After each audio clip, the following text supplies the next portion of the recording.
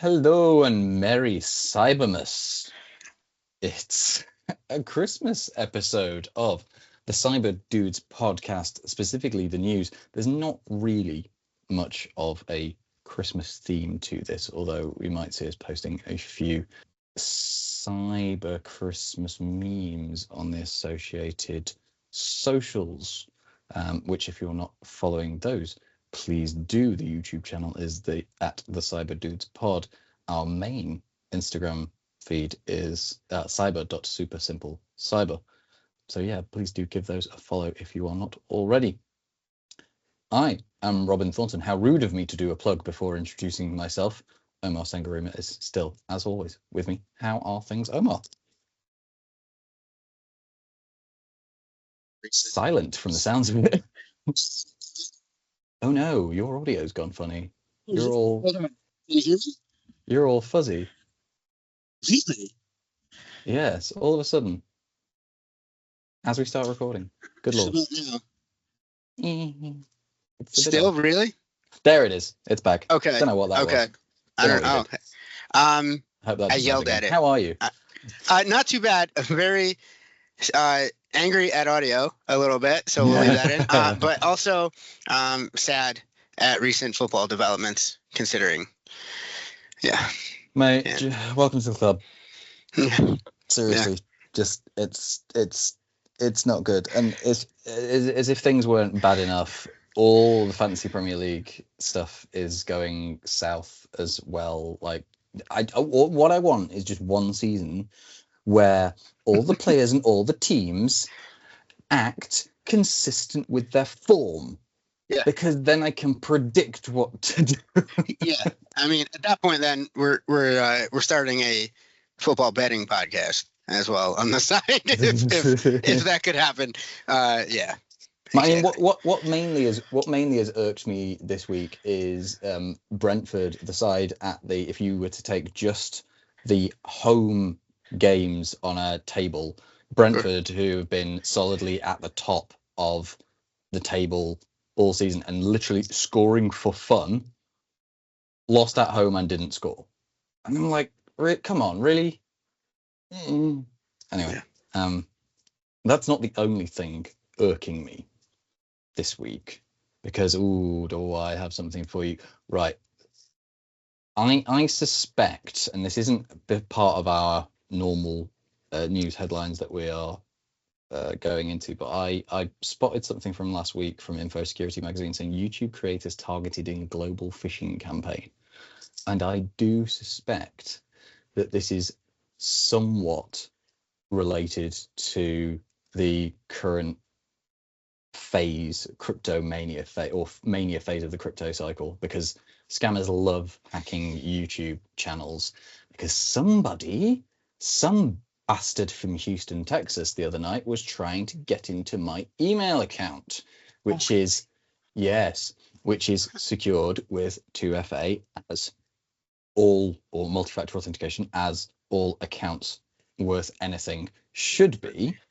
But my main irk with this is Microsoft, in their infinite fucking wisdom, have decided that despite it being two-factor authentication, so the request comes through into my phone, which obviously is something I have, which is one part of the three, and has to go through, has to use either a passcode or Face ID to open up the app, which is either something I know or something I am.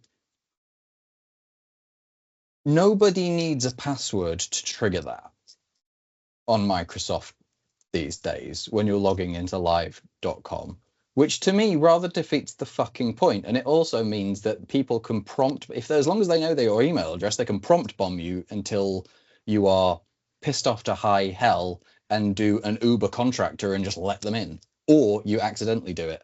Microsoft, sort your shit out. You should only be able to trigger multi-factor authentication if you actually have my password. Kind of fundamental.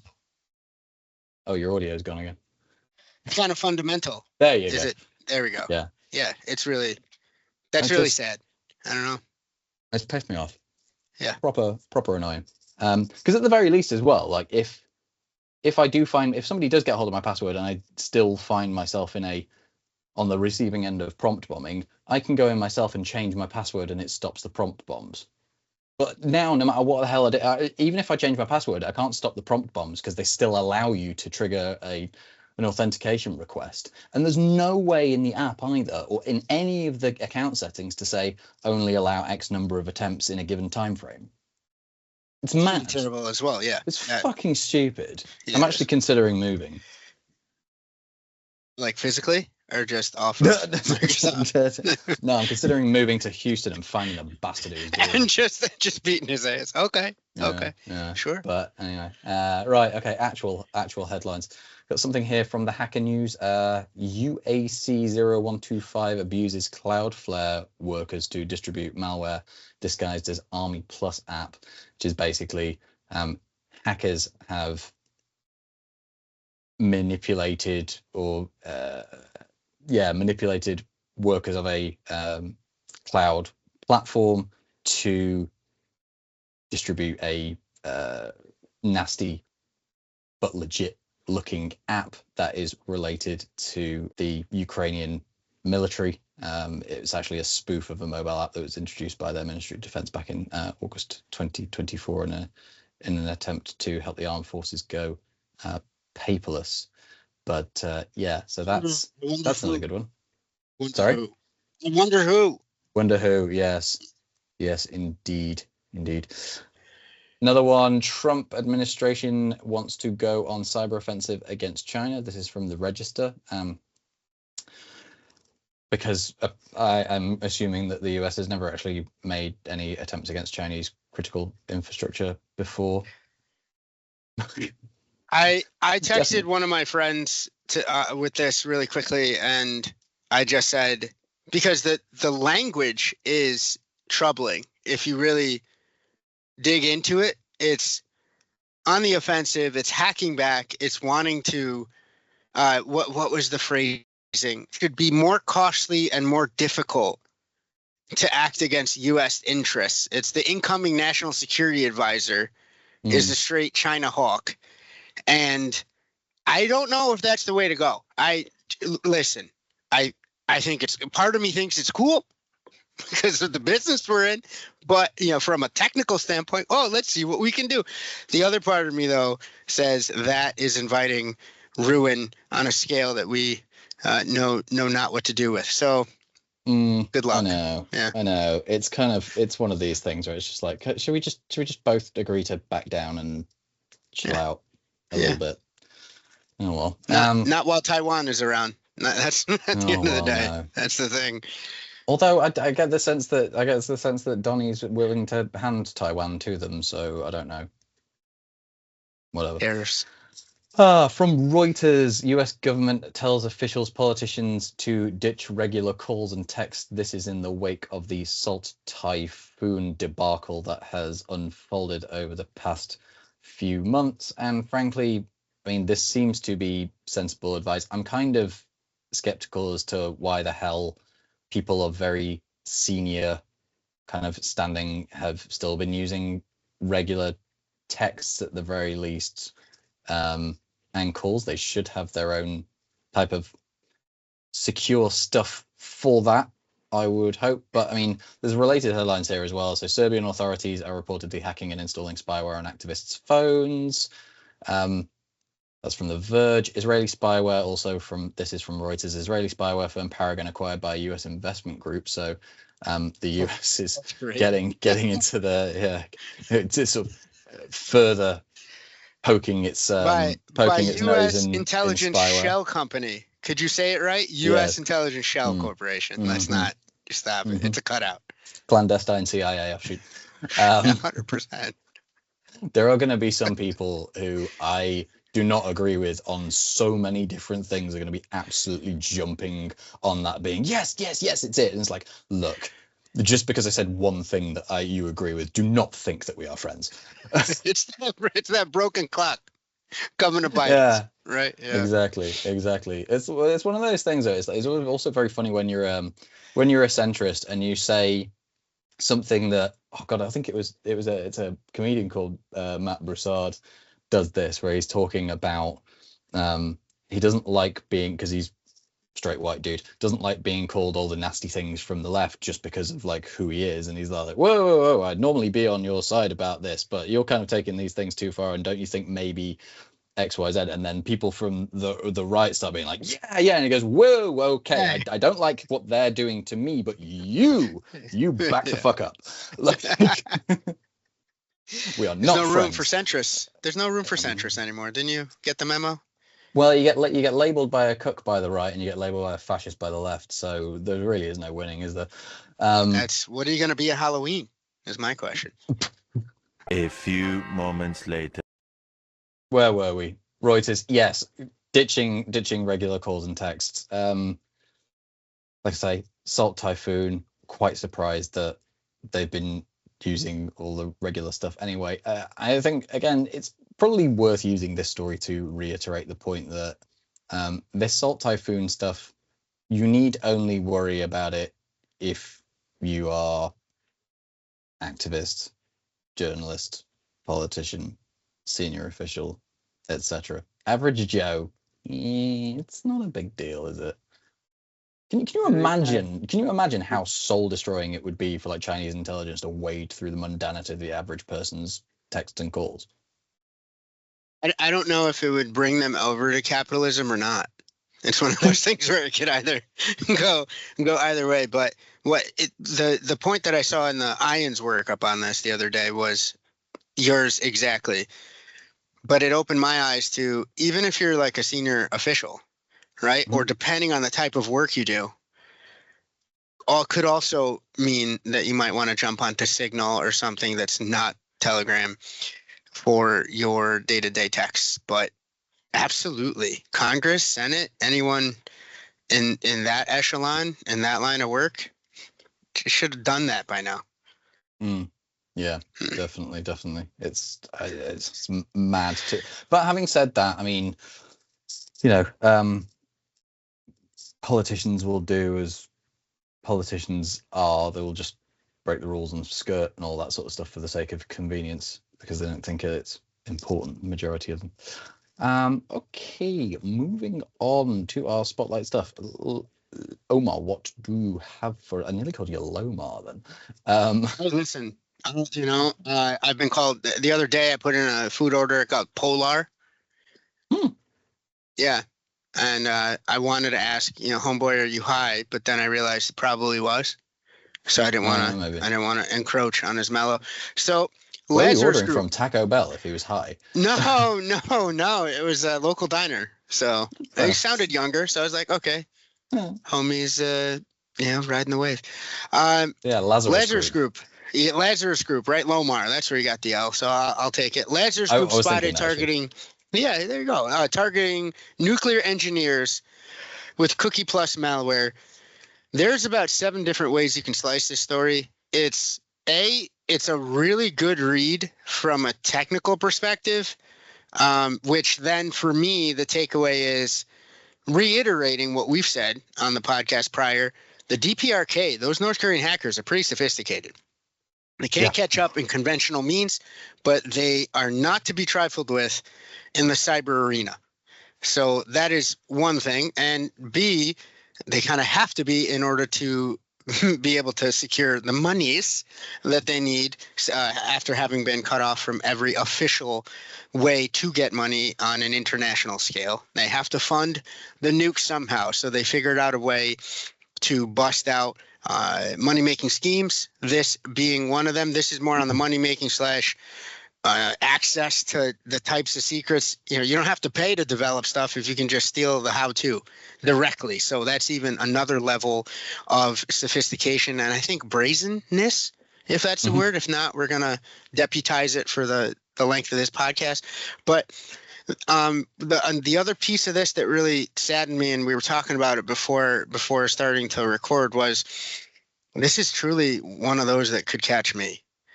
Reason being that it's part of the vector to introduce this malware into target systems and targeted persons' ecosystems and networks is a skills assessment for job applications.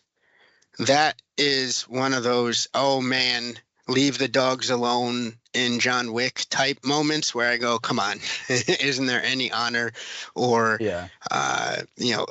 respite from the nefariousness here? But that's also another one. So you could be innocently trolling for jobs and you click on something and then you have a skills assessment posed to you, but skills assessment is a bridge to nowhere except for malware on your system.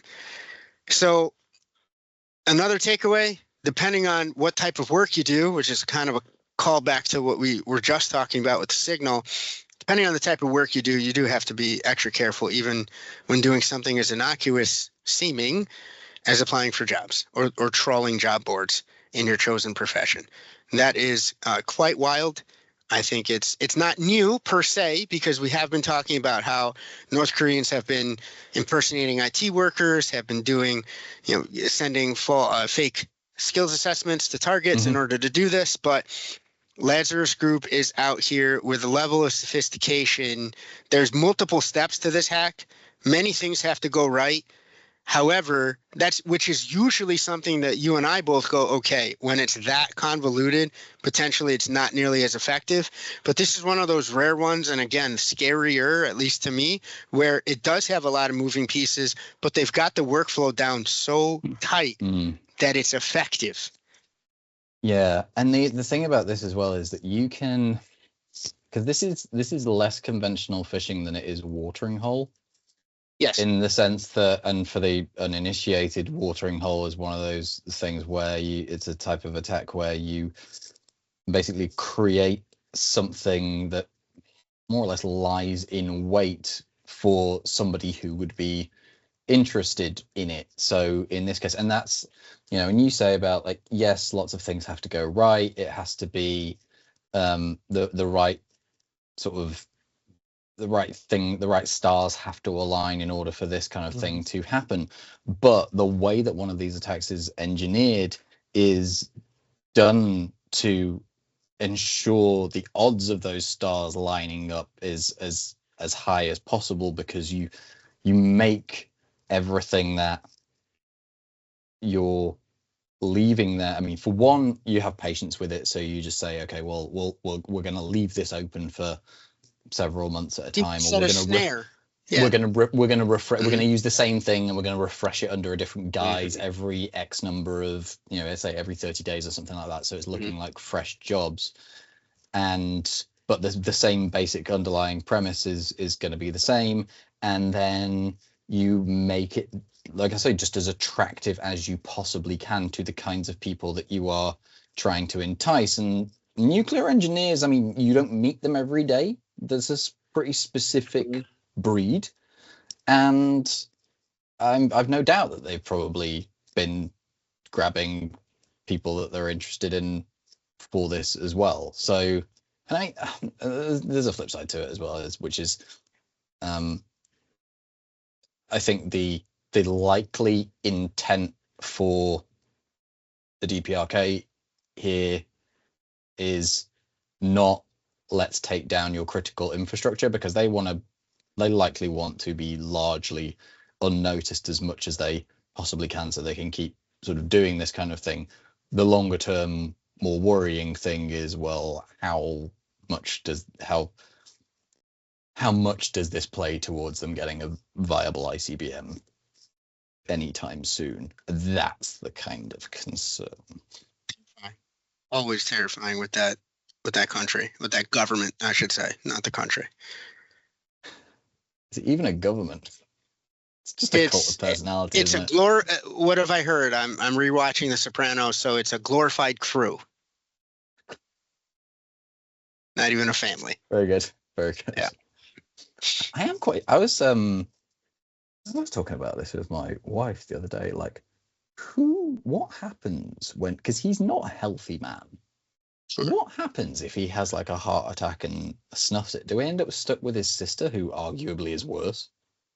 Or sister, what? I was thinking maybe potentially she's wife. Insane. Oh, Janice is cuckoo for Cocoa Puffs, and I always put there as another female foil for his devolving psychology. But I was also thinking last night, because I'm technically on the very last episode. of the rewatch, but what if it was Carm, right? His wife steps in and starts doing that. Would that even would that be allowed? B, would that be better or worse? Those are the things I was thinking while drifting off to sleep. Weird, I know. Now, you're also slightly into the Penguin and Sophia Falcone territory, aren't you? Really, it's the same thing, isn't it? Yeah, it really is, and yeah, good recommendations both. Well said. Oh, Penguin's fantastic. I found the end to that was so messed up, but it works so well, and it actually feeds into the films really, really, really, really well. Anyway, okay, let's go on then as well to my spotlight story. It's from Wired. This VPN lets anyone use your internet connection. What could go wrong? Lots. Everything. So I know. So basically, this is a free VPN called Big Mama, and apparently it's selling access to people's home internet networks. Kids are using it to cheat in a VR game called, what was it, Gorilla Tag, which this is the first time I've ever heard of this. Apparently this is absolutely bonkers. So you have something like a Meta Quest headset, and you clamber through these virtual worlds, climbing up trees and stuff like that, but avoiding all the other games. It's a bit like Dead by Daylight, I think it was called, and it's like where basically if you're caught, you're part of a ever growing like horde of people who are trying to get everybody else who hasn't yet been caught. I had this image in my head when I was reading this of like you'll be doing this, you'll be going all through all this VR stuff, and then suddenly you'll kind of just like turn around and you just see this great big fucking gorilla fist hit you in the face. I don't know why, but wacky kids. What can you do? Yeah, but the in-game so what they're doing is they're grabbing this VPN and doing the side loading thing, so taking it from unofficial stores and loading it onto their Meta VR headsets and using these VPNs to introduce delays into the game that makes it easier for them to go and sneak up on somebody else, because there's that latency issue that goes when your traffic is being rerouted. But I think that the bigger problem here is the use of other people's home networks as those rerouting points for that traffic, because to any observer or any individual, and let's say big entertainment, who thinks you've done things wrong by way of pirating content, will assume that you, the network owner, are the person who is responsible for the activity and not necessarily somebody who's routed their traffic through your network. And then it's up to you to prove that you're the one who didn't do it. So I really don't like this kind of let's go and piggyback off everybody else's network stuff. What do you reckon? Win if you can, lose if you must, but always cheat. Shout out to Sergeant Slaughter from 1980s pro wrestling days. This is insane to me. For the risk reward does not make any godforsaken sense. Even trying to look at it from the WoW days when I would buy gold occasionally. Yes, I'll admit it. I used to here and there when I got tired. But other than that, like, what are you doing with this? This is, to me, this is bonkers. Why?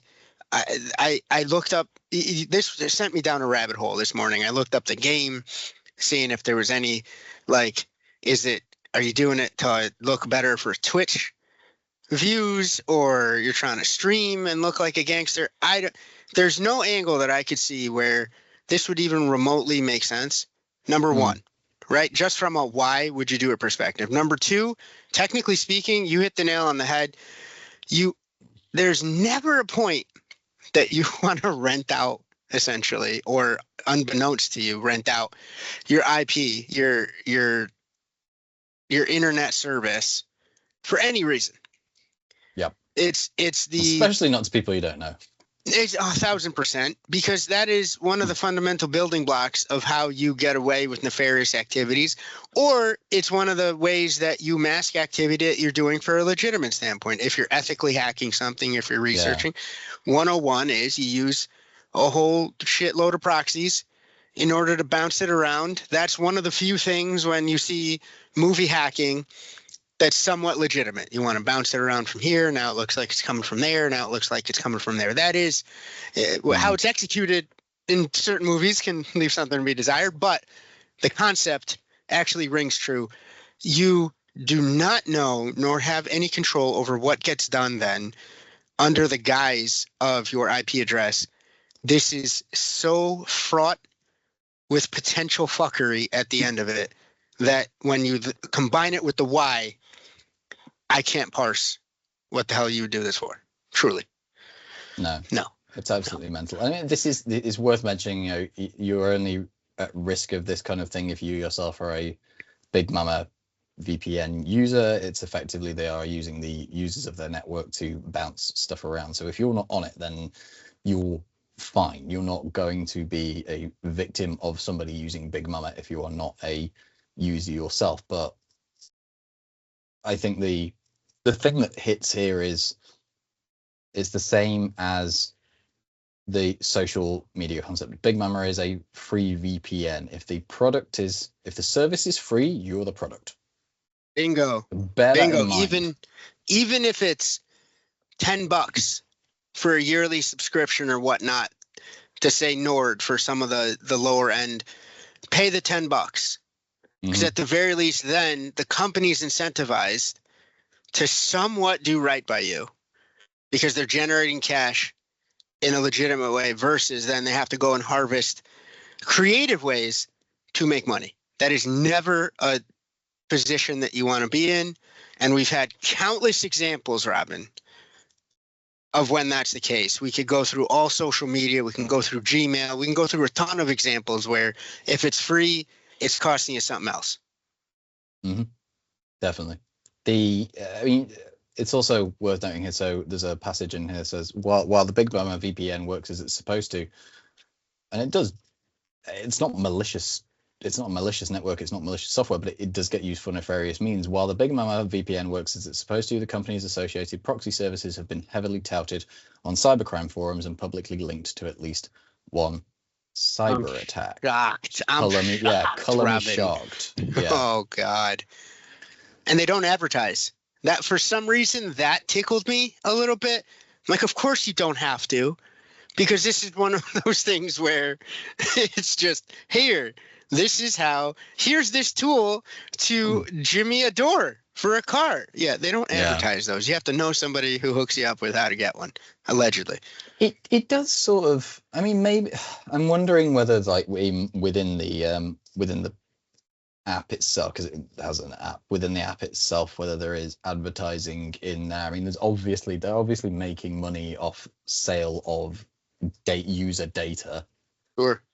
But I mean, that's the thing. When you've got a service that requires such a lot of management and infrastructure, and it is free, and there's really no impetus to pay for it, or it makes you wonder, like, how are they actually making their money? Premium, maybe they could be positioning for hitting you with a paywall later for enhanced features or features that you've become dependent upon that they take away. Maybe, I don't know. And that I can understand, because that's the whole basis of the freemium model is get you actually on board and buying into it before you financially buy in. But when there's just nothing, and especially because this Big Mama thing, you don't actually need to create an account in order to use it. Now I know Windscribe it's similar to this, but they only give you 2 gig in a month, which isn't an awful lot. So if you don't have an account, you have to, if you verify your account, then they'll give you 5 times more than that. And that's kind of, that's all right for most. But yeah, not even needing to register in the slightest way, shape, or form, again, to that nefariousness angle, that speaks volumes, I think. 100%. I also want to say shout out to Big Mama for getting you to say that phrase multiple times inside of a 10-minute window. That's one of the positive externalities, I guess, from something like this. But there's so many points at which this smells funny that overall, what's going? Something came across. I could see it. It flitted across your consciousness, and you're thinking some wacky shit. So tell the class, Robin, what's going on? I'm just wondering if you go to wherever their head office is, if you're met by Martin Lawrence in just like fat lady makeup. Yeah, 100%. And you know what? That would be, again, another positive externality, right? Somebody doing that, because that's quite an underrated film, in my opinion. But it smells funny from so many different points in the workflow, and so many parts of this article, like my forehead hurt from the eyebrows raising so much. Like, no, right? They do say so. Another passage. Big Mama doesn't make it a secret that people who use its VPN will have other traffic routed through their networks. Within the app, it says it may transport other customers' traffic through the device that's connected to the VPN. Replace may with most certainly will. While it's also mentioned in the terms of use and on an FAQ page about how the app is free. That's all well and good, but that doesn't mean that any of your users actually understand the ramifications of what's going on there. Bingo. You hit the nail right on the head, especially when we pair it with what did the opening of the story start with? Essentially, users of this video game are using X to cheat at said video game. I don't think a lot of folks are poring over the documentation and any white papers they can find on how Big Mama does its business in order to adequately protect themselves. This is a click through that terms of use, and please allow me to do the thing that I saw somebody teach me about on YouTube so that I could cheat at this gorilla tag nonsense. Yeah, and let's round this off with just a little more on the nefarious, or potentially quite likely nefarious origins of this app as well. Big Mama has few details about its ownership or leadership on its website. The company terms of service say that a business called Big Mama SRL is registered in Romania, which actually is kind of unsurprising. They are good at the internet. Although a previous version of the website is from 2022, and at least one live page now lists a legal address for Big Mama LLC in Wyoming. Now, for those who are familiar with the legal aspects, Wyoming is one of those states that is very, very happy to help you be as anonymous of a company owner as you possibly can be. The US-based business was dissolved in April and is now listed as inactive, according to the Wyoming Secretary of State's website. So basically, we don't know who owns it or where or what jurisdiction they are beholden to. It's not good. Layer cake of fucktitude. It doesn't sound like a tasty cake. No, not for me anyway. So the lesson with all of this, if you do want to use a free VPN, be very, very bloody careful about which ones you use, and use them sparingly. If you are of a more sensible disposition, just pay for the damn thing, get NordVPN, or I can never remember who the rest of them are. Nord's the only one that ever sticks in my head. Shout out to Nord. How about we get a little partnership? Express as well. I know. I have got. I'm pretty sure NordVPN are a reasonably easy one to partner with for a marketing and affiliate perspective. I might look at that a little bit later. But yes, that is our show for today. As always, the stories that we didn't go into masses of detail in, along with those that we did, are all down in the show notes and description down here. If you have enjoyed the episode, please do give the video a like and give us a subscribe on the YouTube if you're listening on Spotify as a disappointing minority of you do. The listenership on Spotify is lousy at the moment. Hi, Lauren. I know it's my sister-in-law. She's the only one who watches it. I'm pretty sure she's the only one who listens to it on Spotify. God bless her. God bless her. Then please do give us a follow. Other than that, we will bid you a very merry and cyber safe Christmas, and we'll see you again next week when the agenda is going to be set by Omar, and that will be the case henceforth because he is taking on pre-production responsibilities. Power. You don't even know. Yeah, I'm wondering what I've let myself in for here. Although on the basis of when the previous times that we have, or you've taken the reins for an episode, I actually feel way more relaxed. I don't know what it is. Like there's a little bit of apprehension, but I kind of shoot more from the hip. There you go. Mm. It's the hope. We'll see. All right, cool. Well, see you again next week, folks. And until then, stay cyber safe. Bye-bye.